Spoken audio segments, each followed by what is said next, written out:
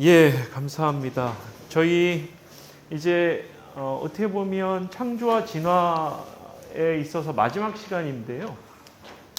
저희가 지금까지 다뤘던 게 지지난주 같은 경우에는 진화론 자체가 처음 프로포절 되고 그 다음에 기독교가 그걸 어떻게 수용을 했는지를 봤었고 그 다음에 그 진화론 자체가 과학계 안에서는 이런 파트들을 보면서 진화론이 뭔지 저희가 살펴봤던 겁니다. 이런 것들. 그리고 진화론 자체가 초기에 19세기의 후반부에 어떻게 수용이 되었는지 과학계에서는 20세기 초에 다 정리가 되었고 결국에 이 기독교 안에서의 진화론 수용 문제만 남게 되었다는 점 다뤘었죠.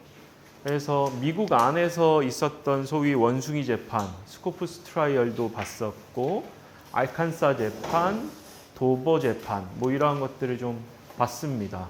그래서 지난 시간에 저희가 좀 구분해서 살펴봤던 게 창조과학, 큰 틀에서 창조과학과 지적설계, 진화창조 이렇게 큰 틀에서 나눠볼 수가 있고 창조과학 같은 경우에는 젊은 지구 창조를 주장하는 사람들도 있고 오랜 지구 창조론을 주장하는 사람도 있었다. 이러한 부분들을 좀 살펴봤었죠. 네. 지적 설계는 이렇고 진화 창조는 이렇고 실제로 기독교 교계 안에서 이 현대과학 문제를 좀 심각하게 받아들이는 주로 이제 젊은 세대들이 그렇기는 하죠. 이게 자기들이 중고등학교 때 배웠던 그 과학 이론과 기독교 창조 이해 사이에 좀 충돌이 있는 것처럼 느껴져서 이것들을 가지고 입장들이 갈라지는데 저희 기독교 신앙 안에서는 보통 아까 말씀드렸었던 창조과학이나 지적설계나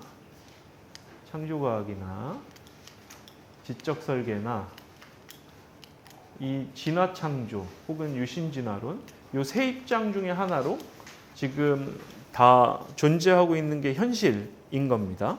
저희가 지난 시간에 마무리를 하면서 우리 교우님들 한 분 한 분이 어느 입장에 좀 가까우신지를 좀 생각해보는 그런 시간들을 가졌었죠.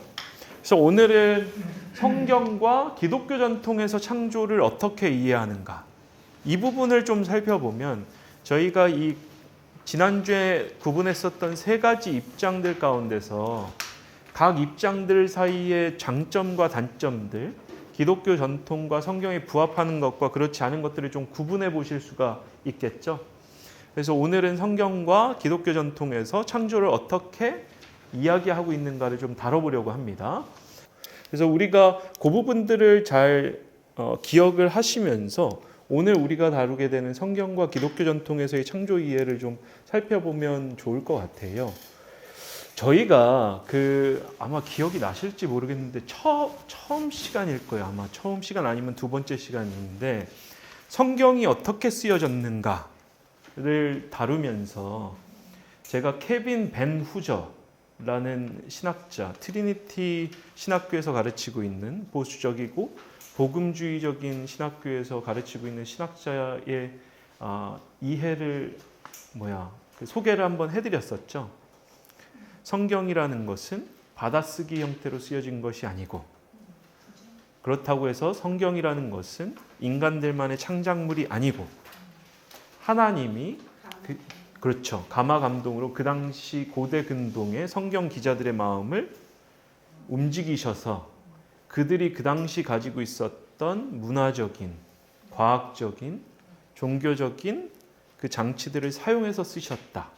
이게 weak authorship이었죠. 그러니까 약한 그 저작권 뭐 이렇게. 그러니까 다시 말해서 우리가 잘 생각을 해보면 성경은 한 번에 쓰여진 게 아니잖아요. 구약 성경만 하더라도 기원전 한 13세기 그 전에 족장들 시대에서는 구전 형태로 남아 있었겠죠.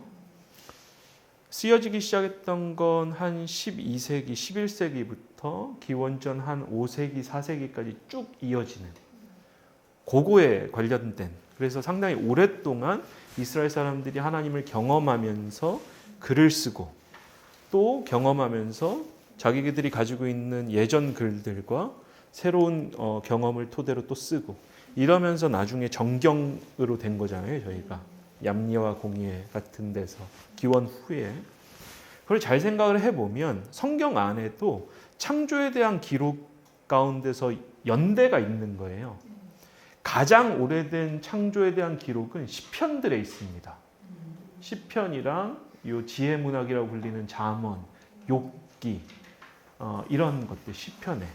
그래서 가장 오래된 창조 기사 중에 하나가 시편 93편 1절에서 5절인데 저희 그 성경을 말씀해 주실 때 비유, 뭐 그 당시 사람들이 가지고 있었던 생각 이러한 부분들을 언급을 해주셨는데 여기 보면 강물이라는 것 이게 미친 듯이 날뛰며 소리를 지릅니다. 이 파트뿐만 아니라 시편 74편에도 보면 리워야단, 그 바다 괴물, 바다 이런 것들이 나오거든요.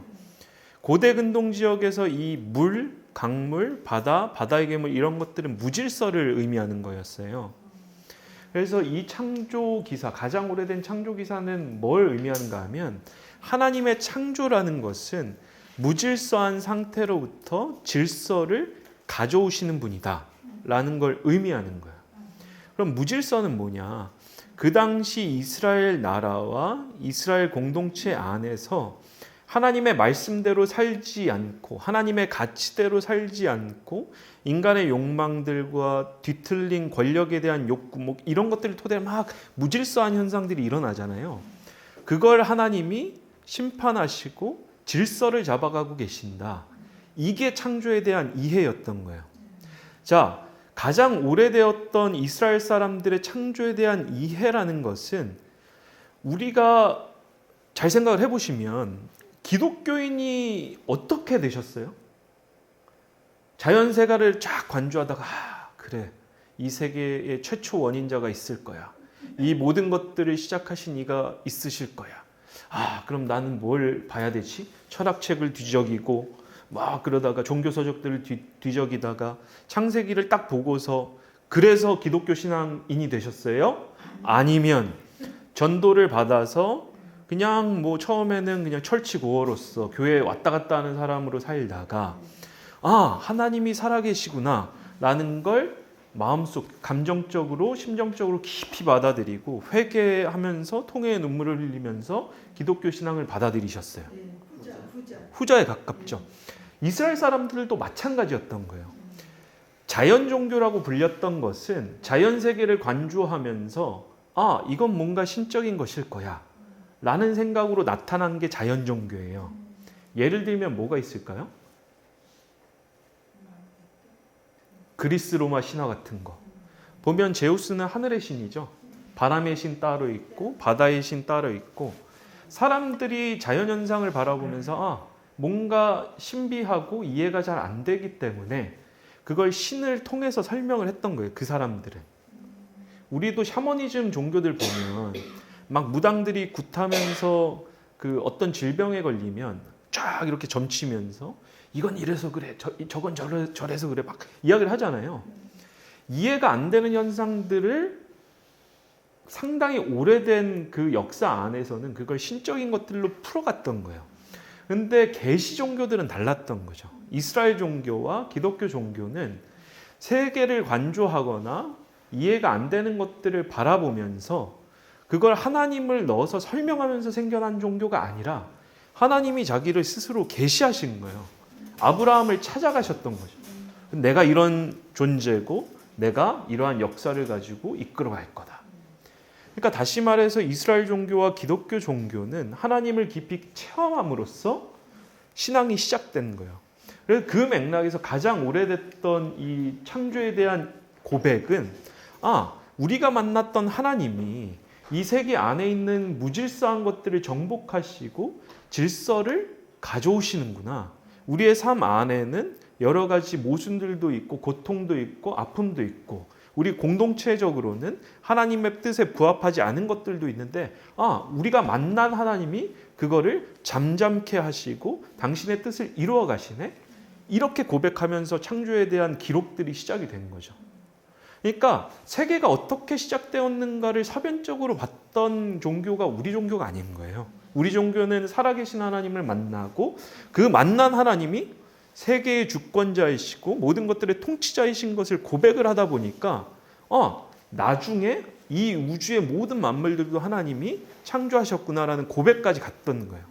가장 오래됐던 창조에 대한 고백은 실상 이스라엘 왕을 통해서 선택된 백성, 누구죠? 이스라엘 백성이죠.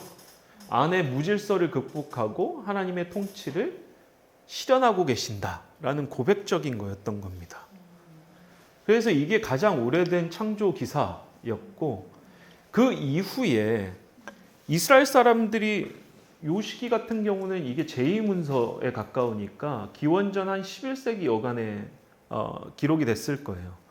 다윗 왕조이거나 다윗 왕조 직후이거나. 그러니까 다윗 왕조는 어떤 왕이었죠? 하나님의 마음에 합한 사람, 하나님의 뜻을 실현하는 왕. 그 왕을 통해서 하나님이 이스라엘을 통치하고 계신다는 생각이 상당히 강하게 자리 잡혀 있었던 거예요.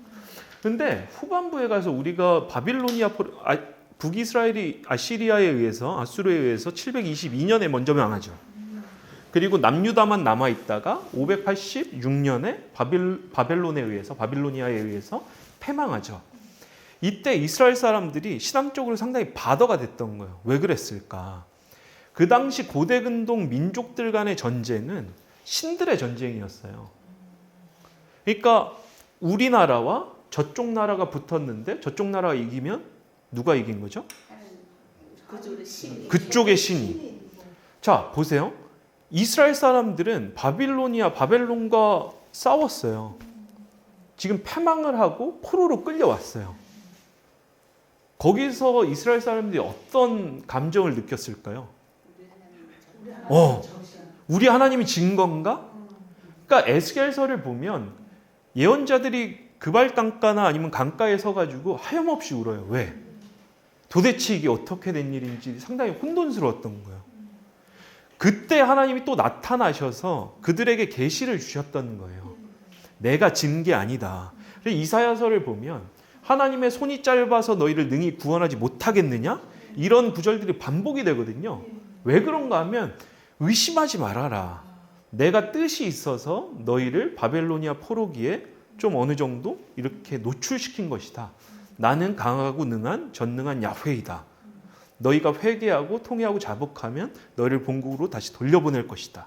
이걸 끊임없이 예언자들에게 이야기하고 계셨던 거죠.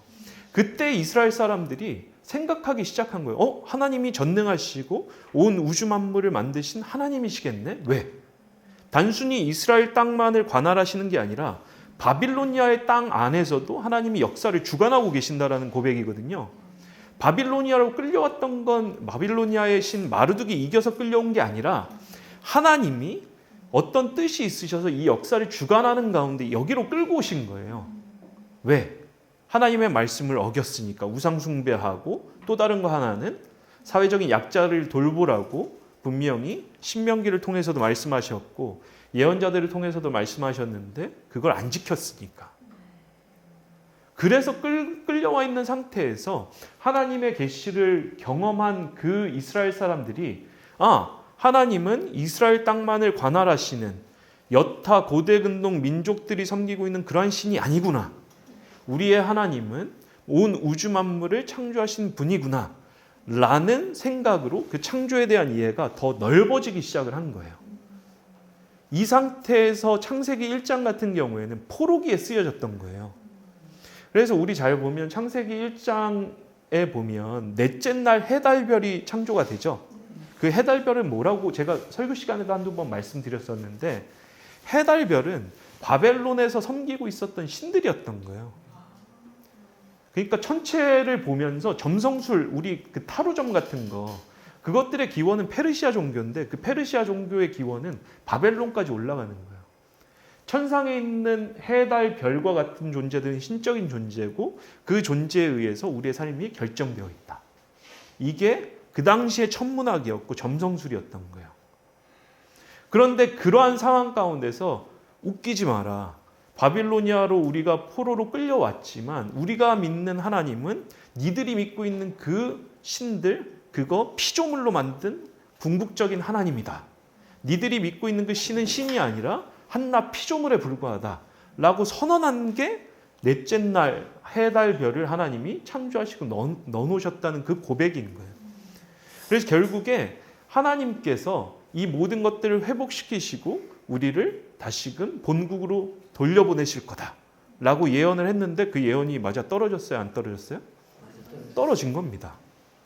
그러니까 이스라엘의 종교 그리고 기독교의 종교는 하나님께서 자신을 스스로 계시해 주시는 것만큼 우리가 알아가는 게 우리가 믿고 있는 기독교의 신앙인 거죠. 그래서 이 안에서 시편 89편 같은 경우에는 보시면 그 우리 아까 가장 오래됐던 이 창조에 대한 고백 안에는 땅의 기초라든지 아니면 물의 경계라든지 이러한 것들에 대한 고백은 없어요. 주님의 집이 영원히 거룩함으로 단장되고 있고 이러한 것들을 잠잠케 하시는 분이 하나님이다라는 고백은 있는 거죠. 근데 포로기 이후에 기록되었던 시편들을 보면 하나님께서 여전히 바다, 파도, 라합, 그러니까 이것도 바다의 괴물을 의미하는 겁니다. 라합이라는 건. 이것들을 잠잠케 하시고 흩으신다는 고백은 있는데 그 뒤에 뭐라고 나와 있냐면 하늘은 주님의 것, 땅도 주님의 것, 세계와 그 안에 가득한 모든 것이 주님께서 기초를 놓으신 것입니다. 다시 말해서 우리가 경험하고 있는 이 모든 세계의 기초는 누가 놓으신 것이다? 하나님이 놓으신 것이다. 그러니까 바빌로니아 포로기를 거치면서 그렇게 자신들의 신앙을 놓을 수도 있던 상황에서 하나님을 깊이 경험했던 이스라엘과 시편의 기자들이 비로소 우리가 믿는 하나님이 원래 온 우주 만물과 그 모든 것들을 지으신 하나님이시구나라는 걸 깨닫기 시작한 거예요. 하나님이 온 우주 만물을 지으셨다는 그 사실은 한 번도 변동됐던 적이 없는데 이스라엘 사람들은 자신 안에서 자신들의 계시 안에서 하나님이 보여주시는 것만큼만 알다 보니까 하나님이 우리가 믿던 하나님이 우주 만물을 지으신 하나님이시구나라는 고백을 이때 하기 시작을 한 거예요. 이때 알아차리기 시작을 했다라는 거죠. 그 뒤에 보면 여기도 보면 우리 창세기 1장에 보면 물들의 경계를 지으시잖아요. 이러한 고백들의 단초들이 여기에 있는 거예요. 그러니까 물의 경계를 정한다라는 건 이 모든 삶에 일어나는 무질서와 무질서의 원인으로서의 악한 것들은 하나님께서 통제하고 계신다. 왜? 하나님이 태초에 천지를 창조하실 때 모든 것들의 경계를 지으셨기 때문에. 그래서 주님은 경계를 정해 놓고 물이 거기를 넘지 못하게 하시며 물이 되돌아와서 땅을 덮지 못하게 하십니다. 그리고 천지를 지으신 여호와, 그 모든 것들을 지으신 여호와라는 이 용어와 호칭은 포로기 이후 시편들인 여기에서부터 등장하기 시작을 하는 거예요. 이렇게 본다면 성경에서 이야기하고 있는 이 창조라는 것은 사변적으로 자연세계를 막 바라보면서 이 세계의 현상들을 설명하려고 이스라엘 사람들이 기록했던 것이 아니라 자기들이 경험했던 하나님, 역사를 주관하고 있는 하나님을 계시를 통해서 종교적인 경험을 통해서 경험을 하다 보니까 하나님이 온 우주 만물을 지으셨구나라는 사실을 깨닫게 되고 그걸 고백했던 거죠. 근데 그 구체적인 용어들, 방법들은 그 당시 문화적인 코드들을 가지고서 하다 보니까 물들이라든지 아니면 라합이라든지 물의 경계를 지으셨다라든지 이러한 표현들이 등장하는 거예요. 그래서 우리가 다시 한번 베누저가 했던 얘기로 돌아가 본다면 성경이 쓰여질 때 하나님께서 그 저자들에게 감화 감동을 시키시고 대신 그들이 그 당시에 가지고 있었던 장치들, 그들이 가지고 있었던 고대 근동의 문화들을 사용하셨다라는 건 고대 근동인들이 가지고 있었던 그 창조에 대한 혹은 세계에 대한 이미지들을 사용해서 하나님이 모든 것들을 지으셨다라는 걸 선포하기 위했다라는 거죠. 그러니까 진리는 하나님이 어떻게 세계를 창조하셨는가에 있는 것이 아니라 하나님께서 온 우주 만물을 창조하셨다라는 여기에 진리가 있는 거예요. 이해가 되셨죠? 그 맥락에서 고대근동 지역의 메타포나 아니면 고대근동 지역에서 가지고 있었던 그 신화적인 장치들은 실상은 부차적인 것으로 보시면 됩니다. 그래서 우리가 진리적인 것들과 진리적이지 않은 것들을 구분해서 성경을 읽을 필요가 있는 거예요. 자, 성경 안에 오늘날에도 통용되지 않는 진리적이지 않은 것이 뭐가 있을까요? 기록되어 있음에도 불구하고 노예 중에 한 명이었던 오네시모가 도망치니까 다시 돌아가라. 대신 그 주인이었던 그 지체한테는 네 형제처럼 대하라. 너도 가서 잘 섬겨라. 이 맥락인 거잖아요. 왜? 바울은 자신의 세대 안에 그리스도께서 다시 오시겠다고 생각을 했으니까. 다시 오실 거라고 생각을 했으니까. 그러니까 우리가 노예 제도를 지금 성경적인 것으로 서포트하지 않죠. 왜? 그건 그 당시의 문화적인, 사회적인 구조였으니까. 근데 재밌는 건 마틴 루터 킹 목사 같은 경우에는 노예제도 철폐 운동을 벌이면서 흑인 노예 해방 운동을 벌이면서 어떤 신앙을 가지고서 해방 운동을 벌였던 거죠? 기독교 신앙을 바탕으로 노예제를 해방했던 거 아니에요. 진리로 표현될 수 있는 그 명제들이 있는데 그 명제들이 성경 안에서 기록될 때 그 당시 문화적인 사상적인 장치들을 통해서 표현됐던 것들이 있는 거예요. 우리는 절대 하나님이 창조하신다, 하나님이 모든 것들의 창조자가 되신다는 명제를 포기할 수 없죠. 왜? 하나님이 창조주이시니까. 하나님이 구원하신다 라는, 그리스도를 통해서 우리를 구원하신다라는 것도 포기할 수 없죠. 성령께서 우리를 돌보시고 그리스도께서 다시 오실 때까지 교회를 통치하시고 당신의 뜻을 이루어 가신다라는 명제도 포기할 수 없죠. 근데 이런 것들이 표현될 때 우리는 진리적인 모습 혹은 차원이 표현되고 있는지, 아니면 아까 이야기했었던 그 당시의 사상적 맥락들이 표현되고 있는지를 구분해서 볼 필요가 있다라는 겁니다. 왜 그런가 하면 자칫 잘못하다간 우리가 비진리적인 요소를 가지고 신랄하게 싸울 수도 있는 거예요. 노예제도를 아이러니하게도 끝까지 고수하려고 했던 사람들도 누구였죠? 기독교인들이었어요. 소위 남부 크리스천들, 바이블 벨트로 이어지는.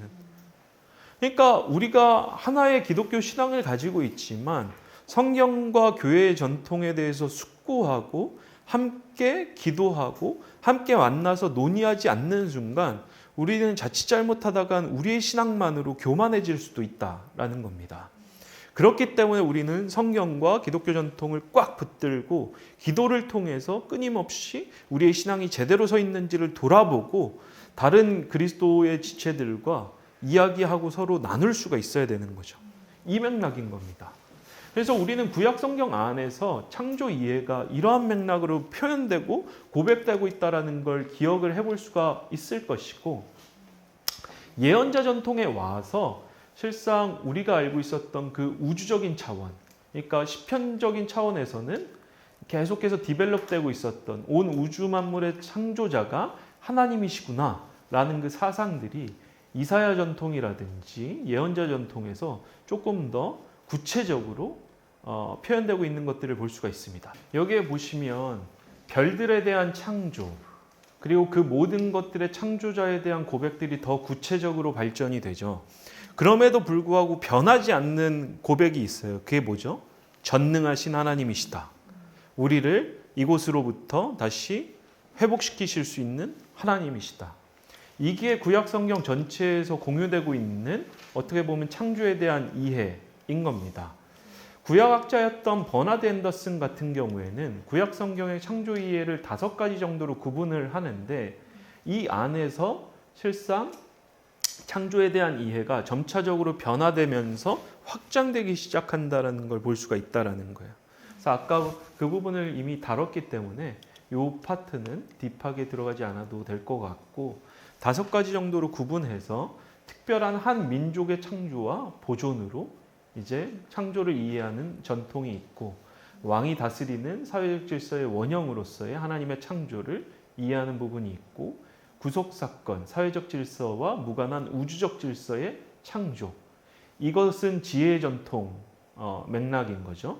그러니까 포로기 전통 같은 경우에는 실상 이런 맥락에서 나왔던 것이라고 보시면 됩니다. 우주의 기원이나 태초의 창조. 그래서 이 5가지 이해 전체가 구약 성경 안에 녹아져서 들어가 있다라는 걸 기억하시면 될 것 같아요. 신약에서는 어떻게 창조를 이해하고 있는가? 사도행전 4장과 14장과 계시록 5장 같은 경우에서 살펴보면 하늘과 땅과 물과 그 속의 모든 것을 창조하신 분이다. 사도행전 14장 15절에는 이렇게 기록하고 있는데 이렇게 말하였다. 여러분 어찌하여 이런 일들을 하십니까? 우리도 여러분과 똑같은 성정을 가진 사람입니다. 우리가 여러분에게 복음을 전하는 것은 여러분이 이런 헛된 일을 버리고 하늘과 땅과 바다와 그 안에 있는 모든 것을 만드신 살아계신 하나님께로 돌아오게 하려는 것입니다. 그러니까 이 이외에도 신약 성경 안에서 나타나고 있는 하나님 창조에 대한 고백은 하늘과 땅과 물과 그 속의 모든 것을 지으신 분, 그것에 대한 고백도 있고 태초의 땅의 기초, 하늘을 손으로 지으신 분, 알파와 오메가, 공중의 새와 들의 백합화를 돌보시는 분, 눈에 보이는 것과 보이지 않는 것, 생명뿐만 아니라 죽음도 섭리하시는 분, 죽은 사람들을 살리시며 없는 것들을 불러내어 있는 것이 되게 하시는 분.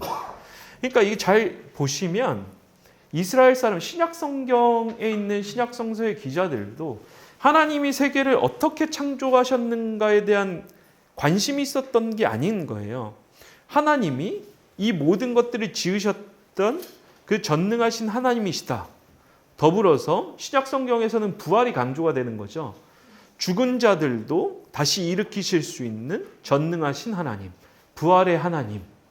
이 모든 것들의 기원과 이 모든 것들의 시작과 끝이 하나님이시기 때문에 그것이 가능하다라는 고백들이 신약 성경 곳곳에 있는 것들을 볼 수가 있습니다.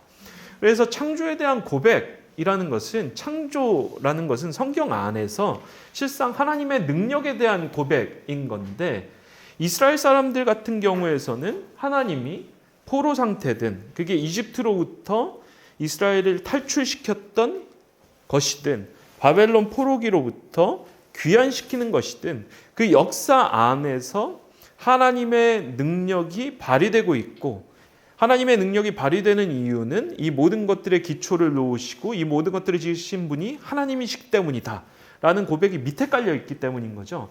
신약 성경에 와서는 단순히 하나님은 역사의 주관자만 되시는 건 아니죠. 이 모든 것들을 죽은 자들을 다시 부활시키실 수 있는 분, 보이는 것과 보이지 않는 것들을 만드신 분, 이것에 대한 고백이 신약 성경에 있는 걸 볼 수가 있는 겁니다. 그렇게 본다면 성경 전체에서의 관심은, 다시 한번 강조하지만, 하나님이 이 세계를 어떻게 만드셨는가에 대한 관심이 있는 것이 아니라 하나님께서 이 모든 것들을 지으셨고 그렇기 때문에 이 모든 것들을 회복시키실 수 있는 능력이 있는 분이라는 것, 종말에는 이 역사를 끝내시고 하나님의 능력으로 심판하시고 새로운 역사, 새로운 창조를 감행하실 수 있는 분이라는 것을 고백하고 그것을 경험하면서 나타났던 것이 바로 창조에 대한 고백이다라고 보시면 되겠습니다. 그래서 이 맥락에서 기독교 전통 안에서도 실상 창조에 대한 이해를 가지고 있는데, 몇 가지를 좀 살펴보면 비물리적인 영혼뿐만 아니라 물리적인 모든 것들의 창조자시라는 것. 그러니까 기독교 전통에서 교리가 발전했던 것은 마찬가지인 거예요. 그러니까 사변적으로 교리가, 그러니까 딱 앉아서 우리가 만난 하나님을 잘 생각을 해보자. 그리고 철학적으로 그걸 비판적으로 한번 검토하자. 이래서 교리가 발전된 것은 아니고, 기독교 신앙이 시작되었는데 이상한 이야기들을 하는, 약간 이상한 것 같은데 이상한 얘기들을 하는 사람들이 있었던 거죠. 예를 들면 영지주의자들. 영지주의자들 같은 경우에는 초기 기독교에서 뭘 주장을 했던 겁니까? 구약의 하나님과 신약의 하나님이 너무 다르다는 거예요. 그래서 마르시온 같은 사람은 구약의 하나님은 하나님이 아니다. 열등한 어떤 신적인 존재일 거다. 그래서 신약만 받아들이면서 실상 신약 안에서도 몇 개를 선택해서 받아들였던 그런 기독교 이단들이 있었던 겁니다. 이러한 영지주의 어떻게 보면 그 그룹들을 반대해서 교리들을 정립해야 했던 거예요. 그러면서 기독교의 교리들이 생겨나기 시작을 했던 겁니다. 그 기독교 전통 안에서 그 교리 안에서의 창조라는 것은 비물리적인 영혼뿐만 아니라 물리적인 모든 것들의 창조자가 하나님이시라는 걸 성경과 교회 전통 안에 있었던 걸, 이스라엘 전통 안에 있었던 걸 다시 한번 확인했던 거죠. 두 번째는 무로부터의 창조 교리도 실상 기독교 전통 안에서 정립됐던 교리인 거예요. 왜냐하면 이때는 플라톤주의라든지 신플라톤주의, 그러니까 세계의 시작이 없다라는 방식으로 플라톤주의가 세계와 우주, 인간에 대해서 설명을 하기도 했었고, 그리고 신플라톤주의 같은 경우에는 신으로부터 모든 세계가 흘러나와서 세계가 조성이 되었다라고 주장을 했었던 거예요. 그리고 그게 기독교 신앙의 위협이 됐던 거죠. 마치 현대과학이 기독교 신앙의 현재 위협이 되는 것처럼 느꼈던 그런 상황이었던 거예요. 그 당시에. 그러다 보니까 아니다. 하나님은 뭐 우주가 영원부터 영원까지 있었던 것이 아니라 하나님이 모든 것들을 무로부터 창조하셨다라는 교리가 조금 더 디벨롭되기 시작을 합니다.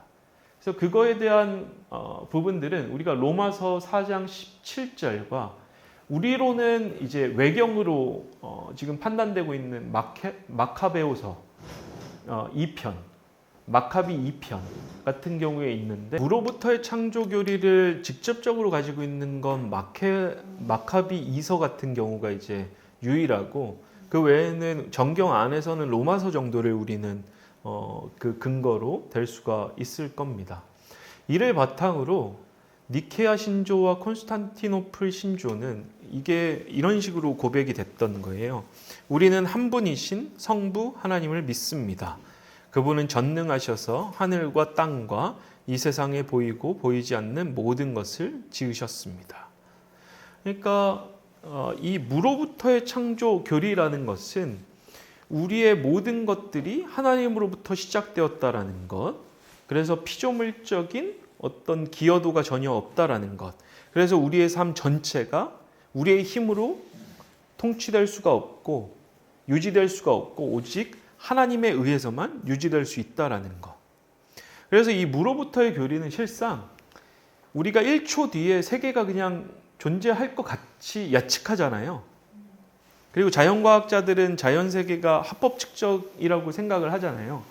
이 모든 것들이 하나님에 의해서 이루어지고 있다라고 기독교인들은 고백을 해야 되는 거예요. 그래서 마지막으로 보면 기독교 전통 안에서의 창조 이해는 우리가 비물리적인 영혼뿐만 아니라 물리적인 모든 것들의 창조라는 것, 무로부터의 창조라는 것, 그리고 세 번째는 순간 창조가 아니라 과정에 기반한 창조 교리를 가지고 있다는 것. 그러니까 창조 교리는 큰 틀에서 세 가지인 건데, 태초의 창조, 크리아치오 프리마라고 불리는 것, 그리고 계속적 창조, 크리아치아 컨티뉴아, 마지막은 새로운 창조, 크리아치오 노바. 그러니까 태초의 창조는 말 그대로 하나님이 무로부터 모든 것들이 창조하셨던 최초의 창조. 그러니까 우리가 착각하기 쉬운 게, 오해하기 쉬운 게, 창조라는 것이 과거에 일순간 일어났던 사건으로 오해할 수 있는데, 기독교 교리, 기독교 전통에서는 창조가 지금까지도 계속 이루어지고 있다라고 보는 겁니다. 진행 중으로 보는 거죠. 그래서 계속적인 창조인 거예요. 크리아치오 컨티뉴아. 저희 시편 아까 가장 오래된 창조에 대한 이해를 보면 무질서에서 질서로 잡아가시죠. 그래서 우리도 잘 생각을 해보면 섭리라고 표현하지만 그 섭리도 실상 계속적인 창조인 거예요. 신학 안에서는 창조에 대한 교리와 섭리에 대한 교리가 붙어 있습니다. 그 맥락인 거죠. 그리고 새로운 창조는 뭐죠? 종말에 이루어질 창조의 완성. 그걸 새로운 창조라고 보는 겁니다. 그래서 이러한 전통은 우리가 창조, 타락, 구속이라는 걸 생각할 때도 새로운 빛을 던져주는데, 자, 한번 저희가 그 다음 시간에, 이게 마지막 슬라이드이기 때문에 다음 시간에 다루게 될 건데, 우리가 창조가 이루어졌잖아요. 그리고 아담과 하와를 통한 타락이 이루어졌죠. 그러면 예수 그리스도에 의해서 구원이 이루어졌죠. 그리고 그리스도께서 다시 오시면 우리가 완벽한 상태로 변화되겠죠. 여기서 질문. 우리가 완벽한 상태로 그리스도의 재림을 통해서 변화된다라고 했을 때 원래의 상태로 돌아가는 거예요? 아니면 원래의 상태보다 좀 더 나은 상태가 되는 거예요? 아담 상태보다. 최초의 창조, 아담 창조는 불완전했던 겁니까? 하나님이 아담과 하와를 완벽하게 창조했어요. 그리고 타락했어요. 다시 완벽의 상태로 회복시키세요. 이런 거예요? 아니면 최초의 아담과 하와의 창조는 어떤 의미에서 불완전했고 그래서 과정을 거쳐서 그리스도를 통해서 완벽한 상태로 올라가고 있는 거예요? 제가 요 두 가지 도식으로 구분했잖아요.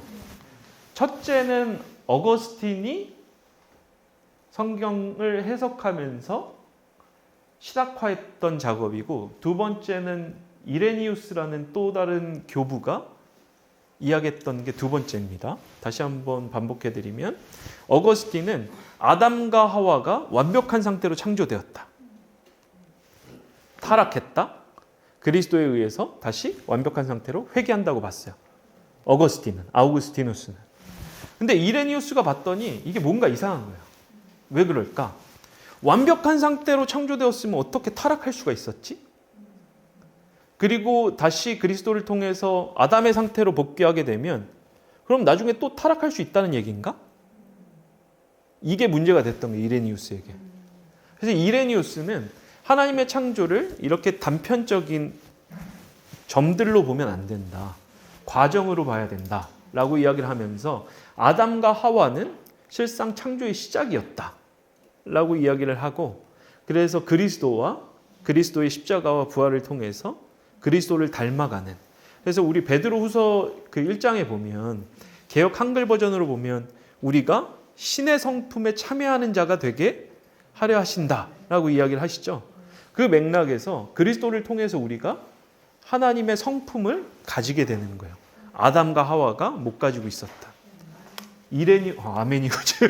이레니우스는 그렇게 보는 겁니다.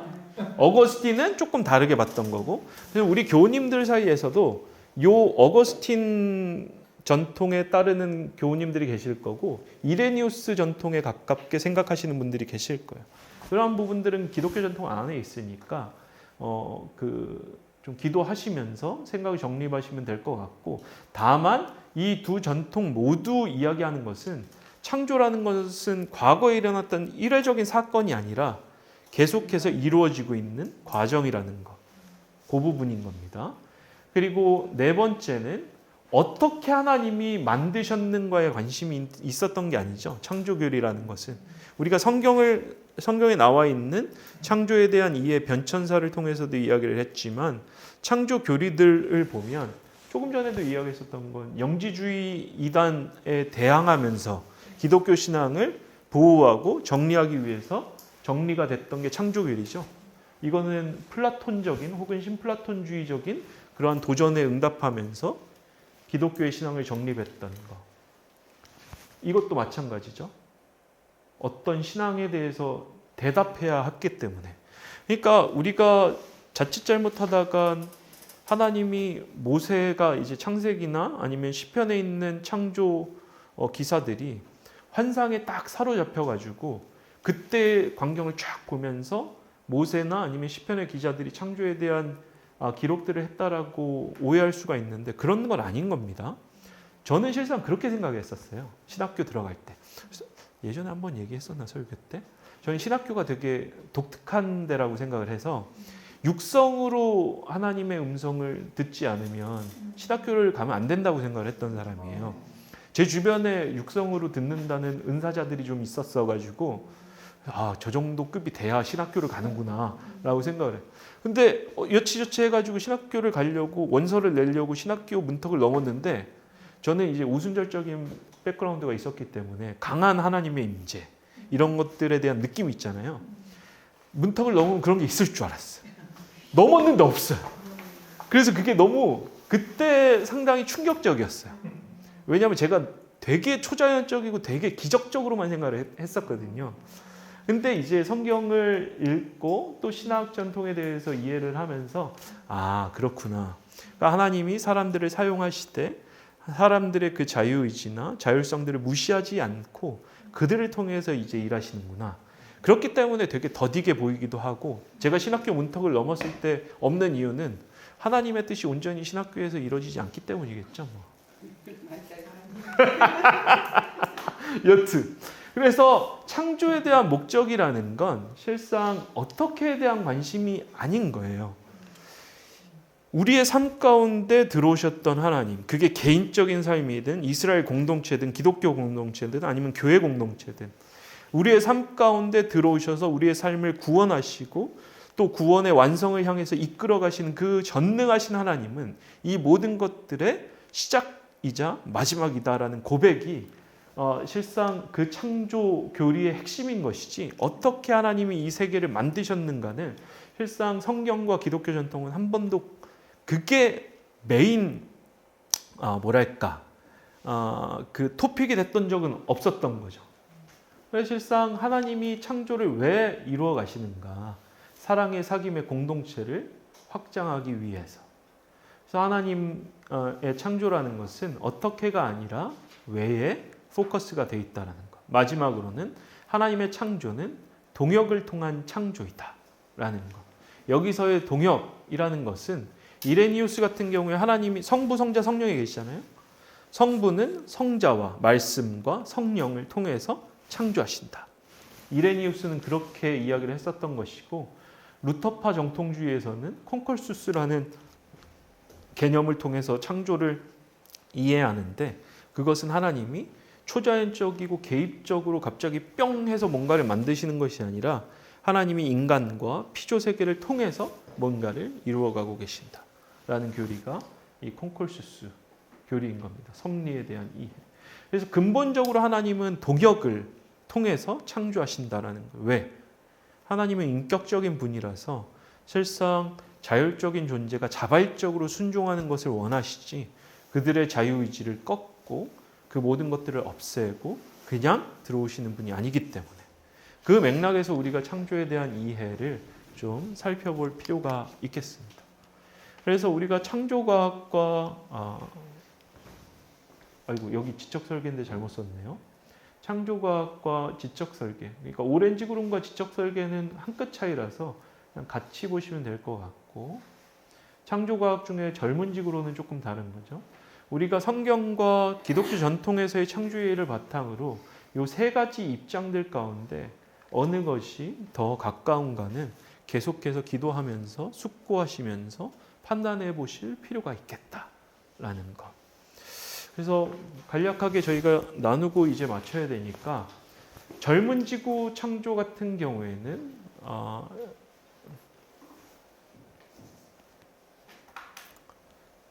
하나님의 창조를 이해할 때 실상 자연과정 전체가 무시되는 자연과정 전체가 어떻게 보면 극복되는 하나의 방법으로서의 창조를 이야기를 하죠. 초자연적이고 개입주의적이고 생명체와 인간 모든 존재들은 순식간에 만들어졌다라는 게 창조과학이고 오렌지 구름과 지적설계 같은 경우에는 하나님이 꽤 오랜 시간 동안 그러니까 현대과학들을 거의 풀리 받아들여서 그 연대들은 다 받아들이는 거죠. 다만 하나님이 최초 생명체와 인간 이러한 존재들은 개입하셔서 만드셨다라는 입장인 거고 마지막으로 진화창조론 같은 경우에는 하나님이 자연 과정을 통해서 이 모든 것들을 만드셨다라는 입장인 거죠. 그래서 이 맥락에서 좀 정리를 해보시면 좋을 것 같습니다.